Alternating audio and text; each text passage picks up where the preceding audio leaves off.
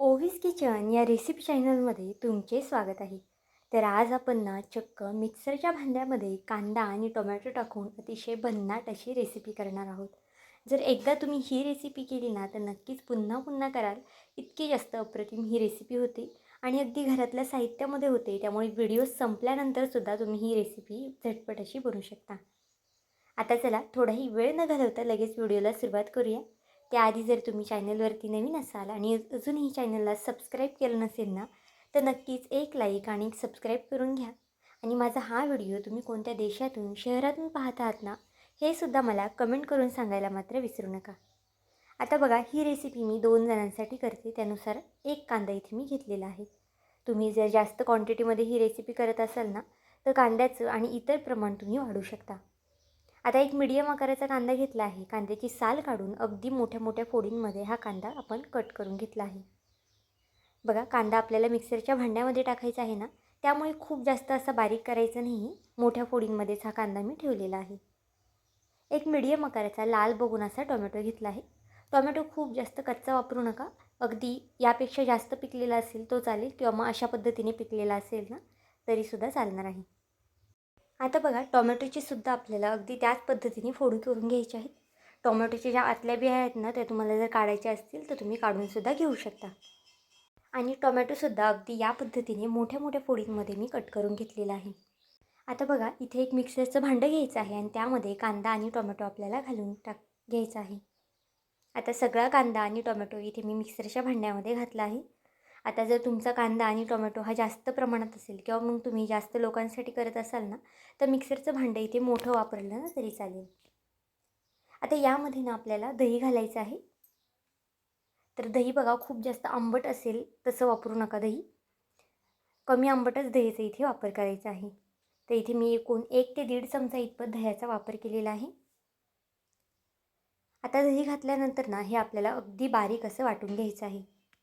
आता वाटताना बघा यामध्ये अजिबातच आपण पाण्याचा वगैरे वापर केलेला नाही आहे. कारण की टोमॅटो आहे, टोमॅटोमध्ये सुद्धा बऱ्यापैकी पाणी असतं आणि आपण यामध्ये दहीसुद्धा घातलं आहे ना त्यामुळे सुद्धा यामध्ये पाण्याची काही गरज पडत नाही. आता तुम्हाला आहे ना हे अजून जितकं बारीक वाटता येईल ना तितकं बारीक वाटून घ्या. आता माझ्या मिक्सरमध्ये जितकं बारीक झालं होतं ना तितकंही मी बारीक वाटून घेतलेलं आहे. अगदी छान अशी फाईन याची पेस्ट करून घ्यायची आहे. फक्त खूप जास्त पाणी घालायचं नाही. नंतरनं जर आपल्याला पाणी लागलंच ना तर आपण पाण्याचा इथे वापर करणार आहोत. आता पुन्हा तेच मिक्सरचं भांडं घेतलं आहे. त्यामध्ये मी 1 वाटी इतपत रवा घातलेला आहे. रवा माझ्याकडे इथे जाडा रवा होता ना त्यामुळे मी तो वापरलेला आहे. पण जर तुमच्याकडे बारीक रवा असेल ना तर त्याचासुद्धा वापर करू शकता. ही रेसिपी अजून जास्त पौष्टिक करण्यासाठी ना यामध्ये आपण 2 ते 3 चमचे बाजरीचं पीठ घालणार आहोत. मुलांना जर अशी बाजरीची भाकर खायला दिली ना तर मुलं खात नाही, पण ही रेसिपी त्यांना खाऊ घातली ना तर नक्कीच मागून मागून हा पदार्थ ते खातील. आता बघा 2 ते 3 चमचे बाजरीचे पीठ घातल्यानंतर यामध्ये पुन्हा पाणी घालून घेतलं आहे आणि हे छान असं फाईन असं वाटून घेतलेलं आहे. शक्यतो जर तुमच्याकडे बारीक रवा असेल ना तर नक्कीच बारीक रव्याचा वापर करा या रेसिपीला. पण माझ्याकडे इथे अवेलेबल नव्हता त्यामुळे मी जाड रवा घातला आहे. आणि रवा इथे आपण कोणताही भाजलेला वगैरे घातलेला नाही आहे. जो आपला नॉर्मल कच्चा रवा असतो ना तोच घातलेला आहे. आता अगदी बारीक असं वाटून झाल्यानंतर आपण जी कांदा आणि टोमॅटोची दह्याची प्युरी करून घेतली होती ना त्याच्यामध्ये हे घालून घ्यायचं आहे. पाहू शकता बॅटर इथे सुरुवातीला ना मला थोडंसं घट्ट वाटते त्यामुळे यामध्ये मी अजून पाणी घालणार आहे. तुम्हाला ज्या पद्धतीने बॅटर पातळ घट्ट ठेवायचं आहे ना त्यानुसार तुम्ही इथे पाण्याचं प्रमाण घालू शकता. पाहू शकता अगदी खूप जास्तसुद्धा पाणी घातलेलं नाही. लागेल असंच पाणी यामध्ये तुम्हाला थोडं थोडं करून घालायचं आहे. आता छान असं बॅटर मिक्स करून घेतलेलं आहे. यामध्ये भरपूर अशी कोथिंबीर घालून घ्यायची आहे. कोथिंबीरींना खूप छान अशी टेस्ट येते या पदार्थाला, त्यामुळे कोथिंबीर आवर्जून घाला. एका पळीमध्ये ना मी 1 पळी इतपत तेल घालून घेतलं आहे. त्यामध्ये जिरे, मोहरी आणि जे पांढरे तीळ असतात ना ते सुद्धा घातले आहेत आणि अगदी थोडेसे काळे तीळ घातलेले आहेत. तुम्ही फोडणी पात्र जर तुमच्याकडे असेल ना त्यामध्ये सुद्धा ही फोडणी देऊ शकता. अशा पद्धतीने फोडणी दिली ना की पदार्थाची जी चव आहे ना ती अजून जास्त वाढते. त्यामुळे नक्कीच अशा पद्धतीची फोडणी द्या, म्हणजे तुमचा पदार्थसुद्धा अगदी खमंग असा लागेल. आता फोडणी दिल्यानंतर ना अगदी छान असं हे ढवळून घ्यायचं आहे, व्यवस्थित असं मिक्स करून घ्यायचं आहे. आता यामध्ये ना चवीनुसार मीठ घालायचं आहे. पाहू शकता इथे चवीनुसार मीठ घालून झालेलं आहे आणि पुन्हा छान असे मिक्स करून घ्यायचं आहे. तुम्हाला जर हे बॅटर अजून थोडंसं घट्ट वगैरे वाटत असेल ना त्यामध्ये अजून थोडंसं तुम्ही पाणी घातलं ना तरी चालेल. यामध्ये अगदी चिमूटभर मी इनो घातला आहे. तुमच्याकडे जर खायचा सोडा असेल ना तर तो घातला तरी चालेल. आता इथे ना लिंबू फ्लेवरचा इनो होता. तुमच्याकडे कोणत्याही फ्लेवरचा असेल ना तरीसुद्धा चालणार आहे. इनो खूप जास्त घालायचा नाही. पाहू शकता अगदी चिमूटभर इनो मी इथे वापरलेला आहे. इनो घातल्यानंतर त्यावरती अगदी थोडंसं पाणी घालायचं आहे, म्हणजे इनो छान ॲक्टिवेट होतो आणि पुन्हा छान असं मिक्स करून घ्यायचं आहे. इथे बघा बॅटर आपलं अगदी परफेक्ट असं तयार झालेलं आहे. खूप जास्त पातळसुद्धा नाही आणि खूप जास्त घट्टसुद्धा नाही. आता एका पॅनला थोडंसं तेल लावून घ्यायचं आहे. पॅन किंवा तव्याचा कोणताही वापर केला ना तरीसुद्धा चालेल. कारण की ना इथे आपण छान असे डोसे करणार आहोत. जर तुम्हाला याची इडली किंवा आप्पे करायचे असतील ना तर पाणी यामध्ये बॅटरमध्ये घालू नका आणि थोडंसं घट्टसर बॅटर ठेवा. अगदी खमंग अशी इडलीसुद्धा होते आणि आप्पेसुद्धा अगदी छान होतात. पण इथे ना मी अगदी छान असे डोसे करणार आहोत. हे डोसेसुद्धा ना खायला खूप जास्त छान लागतात, पौष्टिकसुद्धा आहे. यामध्ये जर तुम्ही अजून पालक वगैरे जर कट करून घातली ना तर अजून जास्त हे डोसे पौष्टिक होतील. आता अगदी 2 चमचे इतपत बॅटर मी घालून घेतलं आहे आणि अगदी थोडंसं पसरून घेतलेलं आहे.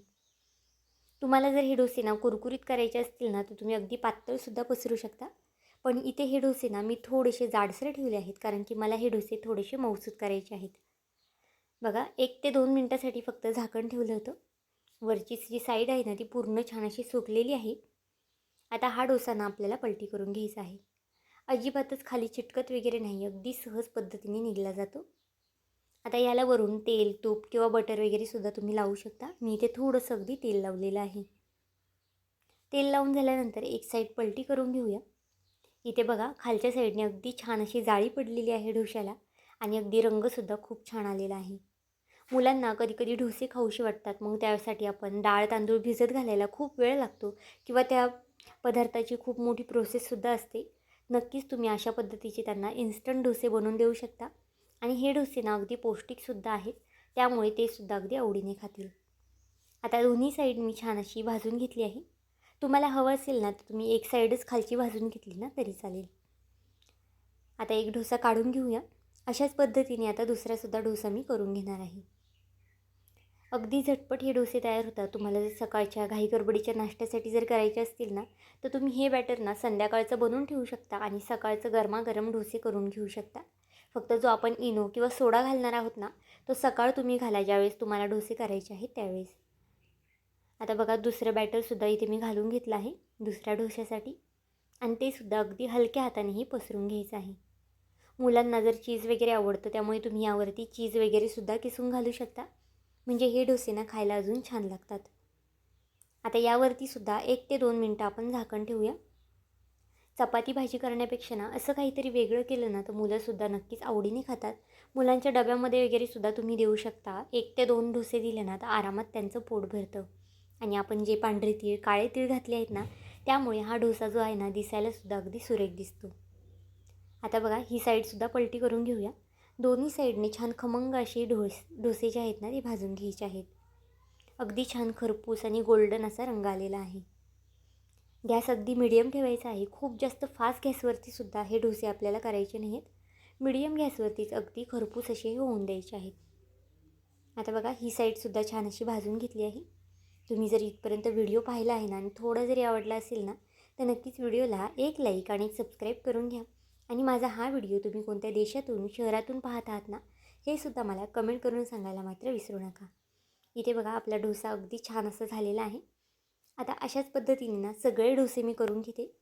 तुम्ही या डोश्यासाठी ना कोणतीही चटणी खाऊ शकता किंवा चटणीसोबत किंवा मग पुदिन्याची चटणी, खोबऱ्याची चटणी किंवा सांबार वगैरे काहीही खाल्लं ना या डोश्यासोबत तरीसुद्धा अगदी अप्रतिम लागतात. चहासोबत करायचे असतील तर चहासोबतसुद्धा तुम्ही करू शकता किंवा नुसते खायलासुद्धा अगदी अप्रतिम लागतात हे डोसे. इथे बघा मी लाल मिरची आणि जी खोबरं असतं ना त्याची चटणी करून घेतली आहे. अगदी अप्रतिम लागतात या चटणीसोबतसुद्धा हे डोसे आणि अगदी सॉफ्ट असे झालेले आहेत. त्यामुळे नक्कीच एकदा करून पहा. तर आजची ही रेसिपी तुम्हाला कशी वाटली मला हे कमेंट करून नक्की सांगा आणि चॅनलवरती नवीन असाल तर चॅनलला एक लाईक आणि एक सबस्क्राईब करायला विसरू नका.